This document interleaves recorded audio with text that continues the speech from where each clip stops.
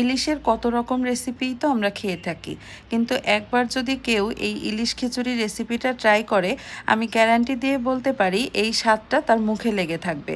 প্রথমেই একটা কড়াইতে তেল গরম করে তার মধ্যে পেঁয়াজ কুচি দিয়ে দিয়েছি সামান্য রসুন বাটা, এরপর দিয়ে দিয়েছি হলুদের গুঁড়া, মরিচের গুঁড়া, কয়েক ফালি কাঁচা মরিচ। মশলাটা ভালো করে কষিয়ে নিয়ে কেটে ধুয়ে পরিষ্কার করে রাখা ইলিশ মাছটা দিয়ে দিচ্ছি। সামান্য পানি দিয়ে দিচ্ছি মাছটা ভালো করে কষানোর জন্য। এরপর ঢাকনা দিয়ে ঢেকে দিচ্ছি।